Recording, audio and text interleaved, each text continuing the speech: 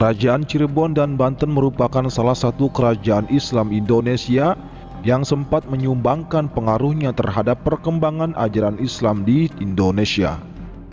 Pada awal masa perkembangan Islam di Pulau Jawa, Cirebon dan Banten merupakan bagian dari wilayah kekuasaan Kerajaan Pajajaran, kerajaan Hindu terakhir di Pulau Jawa. Kehadiran Syekh Syarif Hidayatullah yang lebih dikenal dengan sebutan Sunan Gunung Jati di Cirebon perlahan mengubah agama dan kebudayaan masyarakat yang tinggal di Cirebon. Hingga akhirnya pada masa Kerajaan Demak, Sunan Gunung Jati memisahkan Cirebon dari Kerajaan Pajajaran dan menyatakan Cirebon sebagai wilayah bagian dari kekuasaan Demak.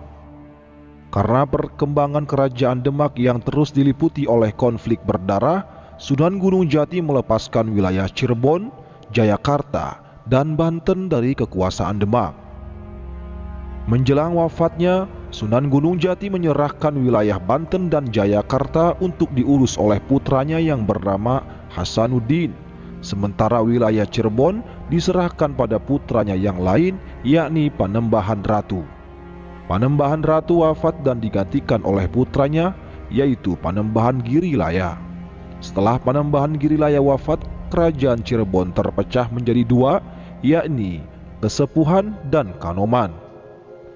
Di Banten, Syekh Hasanuddin berhasil mengembangkan kawasan tersebut menjadi pusat perdagangan baru. Setelah Syekh Hasanuddin wafat pada tahun 1570, Banten dipimpin oleh Panembahan Yusuf. Pada masa pemerintahan Panembahan Yusuf, Banten mampu menguasai seluruh wilayah Jawa Barat dan menghabisi kekuasaan kerajaan Pajajaran di kawasan selatan. Dengan jatuhnya pakuan ibu kota kerajaan Pajajaran ke tangan Banten, kawasan pedalaman Jawa Barat yang semula masih menganut Hindu mulai terbuka dan perlahan beralih menjadi Islam. Masa pemerintahan Panembahan Yusuf adalah masa gemilang bagi persebaran agama Islam di Jawa Barat. Panembahan Yusuf wafat pada tahun 1580 dan digantikan putranya yang bernama Maulana Muhammad. Pada masa pemerintahannya, wilayah Banten meluas hingga ke Lampung dan Sumatera Selatan, sehingga Banten mendominasi jalur perdagangan di Selat Sunda. Karena ingin memperluas wilayah kekuasaannya, pada tahun 1627 Maulana Muhammad menyerang Palembang. Dalam pertempuran tersebut Maulana Muhammad terbunuh. Wafatnya Maulana Muhammad meninggalkan masalah karena putra mahkota, yakni Pangeran Abdul Mufakir, masih berusia 5 bulan. Akhirnya pemerintahan dijalankan oleh Pangeran Rana Menggala sebagai wali Sultan Abdul Mufakir hingga dewasa dan mampu memerintah sendiri. Di tengah masa pemerintahannya datang delegasi perdagangan Belanda yang dipimpin oleh Cornelius. Cornelius meminta agar Persatuan Perdagangan Belanda atau VOC diberikan izin untuk mengatur perdagangan rempah-rempah di Banten. Sultan Abdul Mufakir menolak permintaan tersebut secara halus. Pada tahun 1651, Sultan Abdul Mufakir digantikan oleh cucunya, yakni Sultan Ageng Tirtayasa.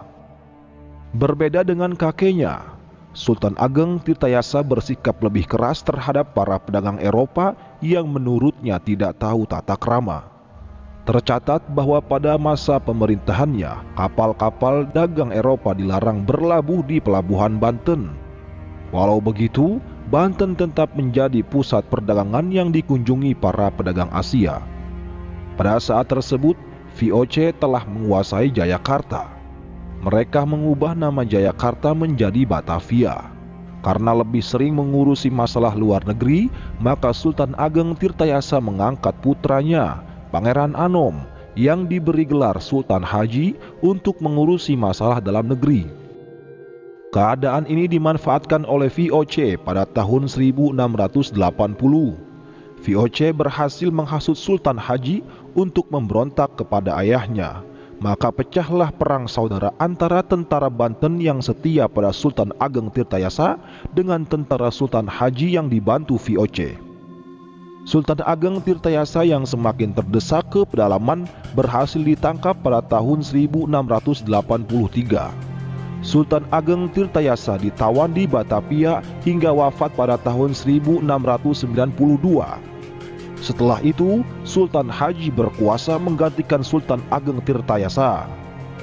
Namun, kekuasaan Sultan Haji tetap dalam kendali VOC. Sejak itu, riwayat Banten sebagai negara yang berdaulat pun berakhir. Itulah sekilas singkat cerita sejarah Cirebon dan Banten. Mudah-mudahan bermanfaat. Apabila ada kesalahan dalam cerita, mohon dibenarkan. Wabillahi taufik wal hidayah. Wassalamualaikum warahmatullahi wabarakatuh.